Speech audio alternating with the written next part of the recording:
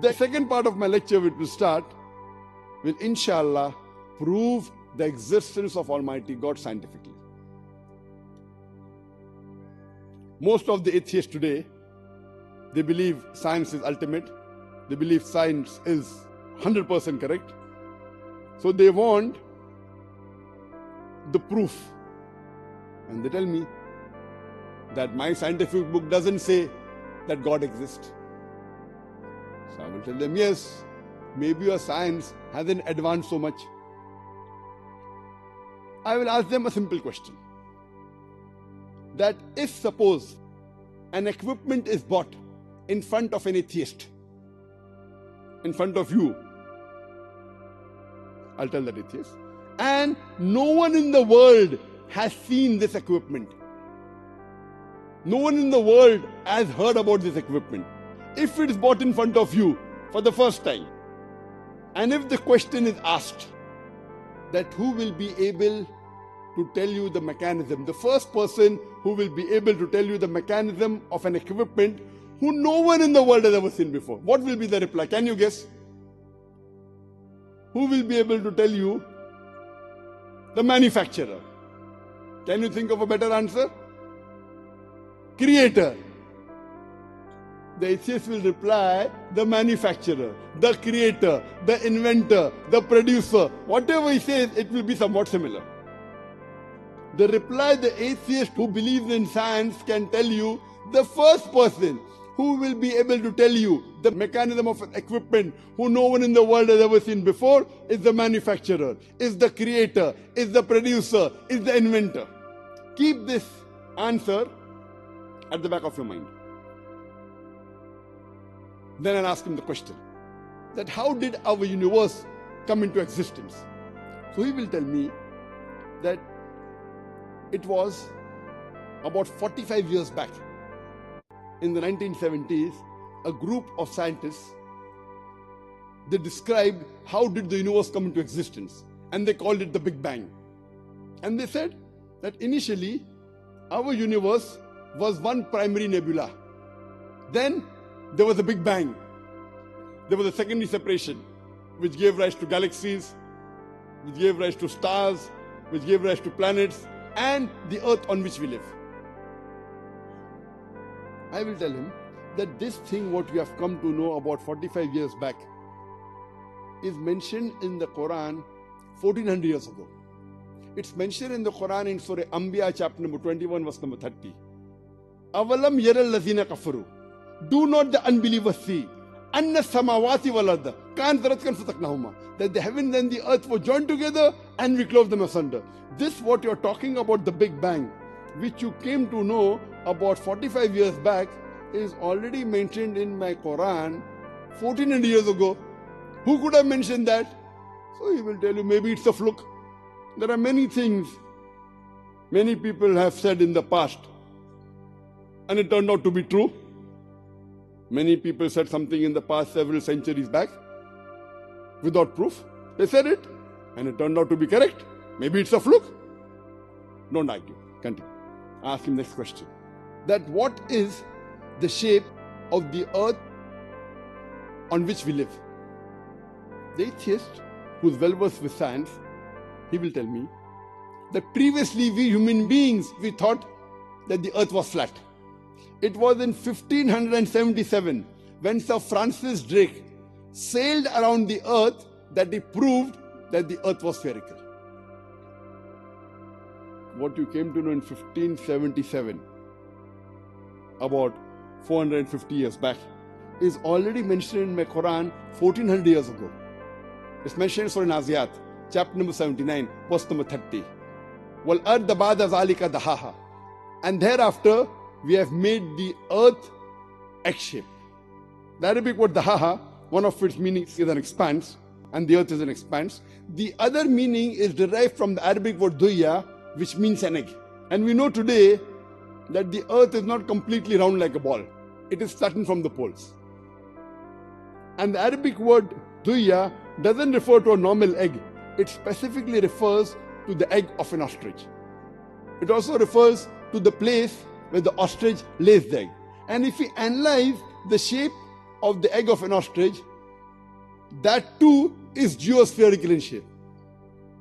Imagine, the Quran 1400 years ago tells the exact shape of the earth. It does not say it is spherical, it says it is geospherical, the shape of the egg of an ostrich. Who could have mentioned this in the Quran 1400 years ago, which you came to know recently, about 450 years back? So the atheists may tell you, maybe your Prophet Muhammad, peace be upon him, he was an intelligent man. Maybe. Don't argue. I'll ask him the next question. That the light of the moon, is the light of the moon its own light or reflected light? So the atheists will tell us that previously we thought that the light of the moon was its own light. Recently we came to know in science, 200 years back, 400 years back, 500 years back, that the light of the moon is not its own light, but it is a reflected light of the sun. I will tell him that Quran says in Surah Furqan, chapter number 25, verse number 61, "Blessed is he who has placed the constellations in the sky and placed therein sun having its own light and moon having borrowed light." The Arabic word used for the sun in the Quran is Shams, and its light is always described as Siraj, Wahaj or Diya, meaning a torch, blazing glory, or a blazing lamp. And the moon, the Arabic word used is Qamar. Its light is always described as Munir or Nur, meaning borrowed light or reflected light. So Quran says 1400 years ago that the light of the moon, it's not its own light, but reflected light. And this message is further repeated in Surah Yunus, chapter number 10, verse number 5, as well as Surah Nuh, chapter number 71, verse number 16, that the light of the moon is borrowed light or reflected light. When I was in school, I passed my school in 1982, about 33 years back. I learned in school, in science, that the sun, though it revolved, but it did not rotate about its own axis. In this context, it was stationary. The atheist will tell me, is that what is mentioned in the Quran? No, that is what I read in my school book. But when I read the Quran says in Surah Anbiya, chapter number 21, verse number 33, Huwa alladhi khalaqal layla wa nahara. It's Allah who has created the night and the day. Washamsa wal qamar, the sun and the moon. Kullun fi falki yasbahun.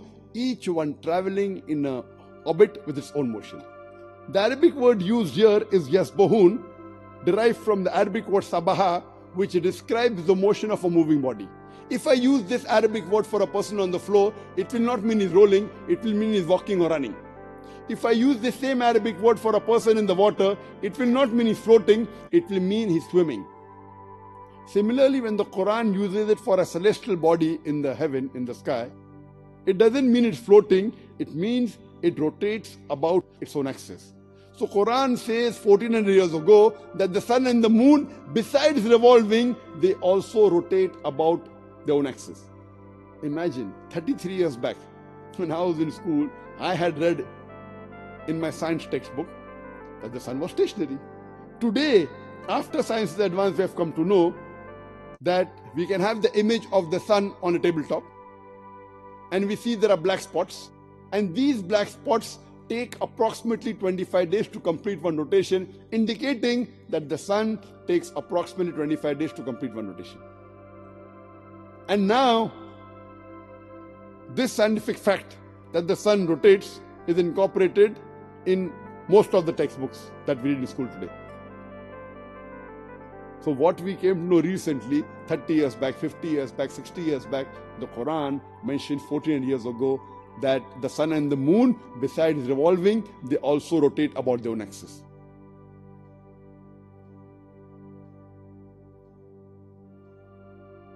I'll ask that atheist, that who could have mentioned this in the Quran? He will say, maybe your prophet is super intelligent, he may be a great scientist, Don't argue. Continue. Today science tells us that the sunlight we have is due to a chemical reaction which is taking place since billions of years. And one day this chemical reaction will stop and the sun will cease to exist. But it will take another billion years. Quran says in Surah Yasin, chapter number 36, verse number 38, وَالشَّمْسُ تَجْرِي لِمُسْتَقَرٍّ لَهَا, that the sun is running its course to a place determined, for a period determined. The Arabic word mustaqar means a place determined.